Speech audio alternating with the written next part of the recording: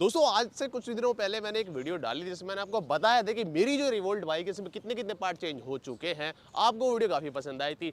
आज मैं similar video लेके आया हूँ, आप कह सकते हो उसका पार्ट 2 लेके आया हूँ। इसमें मैं क्या क्या बताऊंगा, यहाँ पे वारंटी जो चेंज हुई है वो बताऊंगा, सर्विस पार्ट उसके बाद क्या चेंज, उस वीडियो के बाद क्या अब तक चेंज हुआ वो बताऊंगा आपको। इसी तरह यहाँ पे जो सर्विस एक्सपीरियंस है मेरा अभी तक का वो कैसा है, और यहाँ पे जो पेड सर्विस होगी अगर आप करवाने जाते हो तो वो कितने की होगी। तो वीडियो काफ़ी काम की होने वाली है। मेरे नाम है तरुण, आप देख रहे हो ईवी ज्ञान। चलिए शुरू करते हैं स्टार्ट।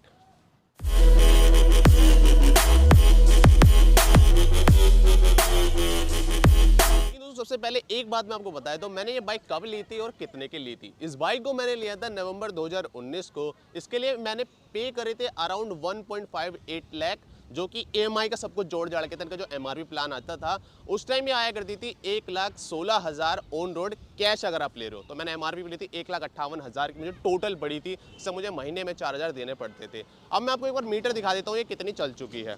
तो मीटर में अगर आपको यहाँ पे दिखाऊँ तो ये 14,568 चल चुकी है। और इसके अलावा अगर मैं बताऊं इसे कितना टाइम हो चुका है तो नवंबर से लगा लो 2 साल, नवंबर दिसंबर जनवरी फरवरी 2 साल 3 महीने मेरे को इसे लिए हुए हो चुके हैं। अब मैं बता दूं इसकी वारंटी में क्या चेंज आया है। तो पहले जब ये बाइक लॉन्च हुई थी इसकी वारंटी थी या तो 8 साल या फिर 1.5 लाख किलोमीटर, जो कि यार इंडस्ट्री में सबसे ज़्यादा थी। मैं आपको बताऊं टाटा की जो कार आती है ना उसमें मिलती है भाई ये वारंटी, और ये रिवोल्ट ने दिया था, पूरी मार्केट को हिला दिया था।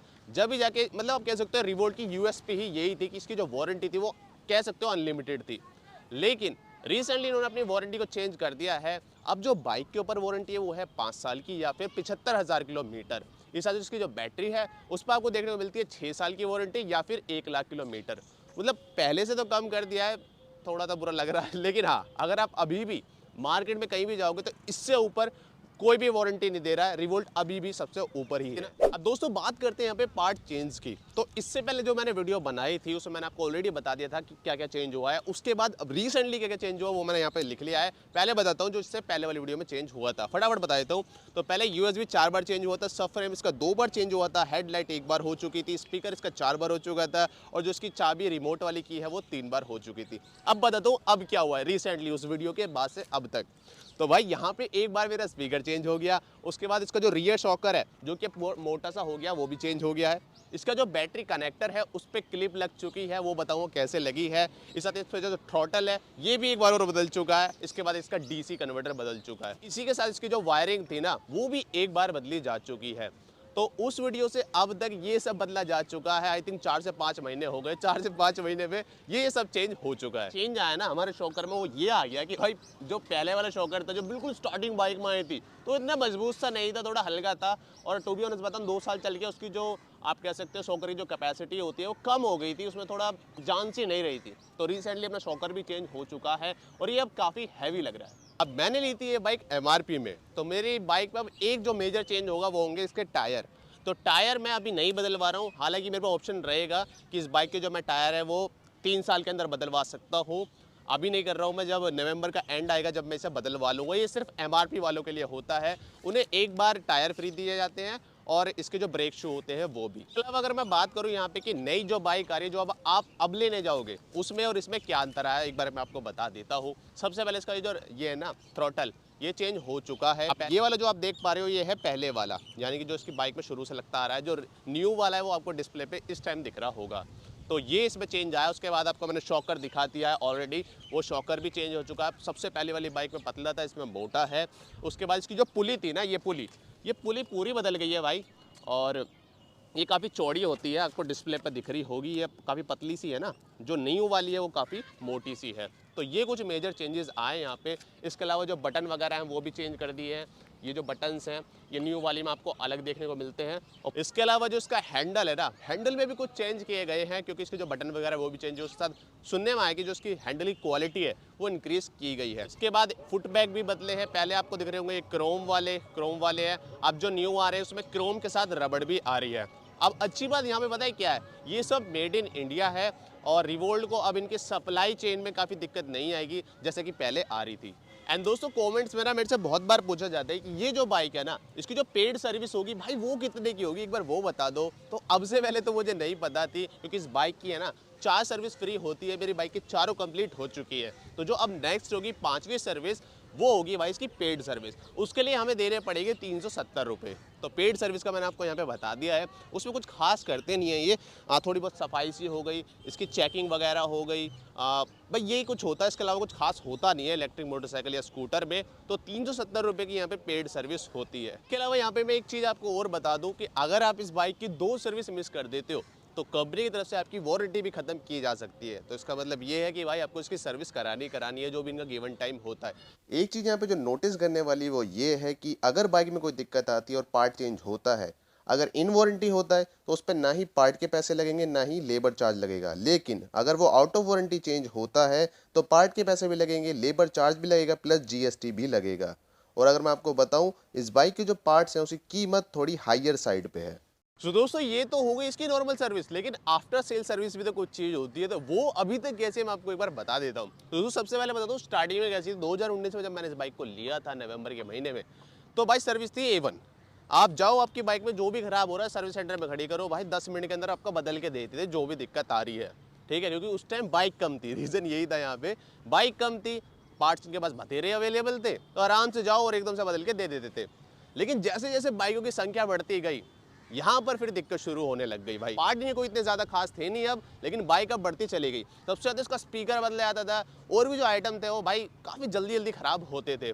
वहाँ से अब 2020 लग के 2020 का मिड आ गया। मिड के बाद तो मतलब इनकी कहानी ख़राब ही हो गई बिल्कुल। बहुत से लोगों को तो लग रहा था कि भाई पार्ट अब मिल ही नहीं रहे, क्या करो। लोगों ने हेट करना शुरू कर दिया, रिवोल्ट को कह रहे गाली बक रहे हैं, वो सीन तक आ गया था। 2021 में भी कहानी वही चलती है, चाइना के साथ क्लैशेस वगैरह हो गए, तो जो उसके पार्ट थे चाइना से आते थे वो भी नहीं आ रहे थे। रिवोल्ट को यहाँ पे अब समझ आए कि भाई इसमें लोकलाइजेशन की ज़रूरत है, इसके जो पार्ट हैं वो हमें इंडिया में बनाने पड़ेंगे धीरे धीरे। तो फिर उसके बाद होता क्या है, इनके पास इन्वेस्टमेंट आती है 150 करोड़ की रतन इंडिया से। और इसी के साथ यहाँ पे जो इसके सीईओ थे राहुल शर्मा, उन्हें चेंज करके एक नए सीईओ आ गए। वहाँ से इनकी जो कहानी है वो धीरे धीरे सुधरनी शुरू हो गई। अब आपने देख लिया होगा कि इनके कुछ जो पार्ट हैं वो अब लोकलाइज्ड हैं, इंडियन मेड हैं, इंडिया में ही बनाए जा रहे हैं। वहाँ से इनकी कहानी धीरे धीरे स्टार्ट हुई। अभी फ़िलहाल के बारे में बताऊं, 2021 के एंड से जो इनकी सर्विस है वो ठीक ठाक हो गई है, क्योंकि यहाँ पे जो कुछ पार्ट है वो अब इंडिया में बन रहे हैं, ठीक है। अगर मैं बात करूं अभी फ़िलहाल करंटली क्या प्रॉब्लम चल रही है, तो यहाँ पे इनका जो चार्जर का इशू है ना वो अभी भी है। उसके लिए लोगों को 20 दिन 30 दिन तक का वेट करना पड़ रहा है। अच्छी बात यहाँ पे ये है कि रिवोल्ट उसके भी लोकलाइजेशन पे काम कर रही है। जल्दी आपको देखने को मिल सकता है कि रिवोल्ट की तरफ से एक नया चार्जर आ जाए। अब ये सुनने में आ रहा है, कंफर्म मैं नहीं हूँ।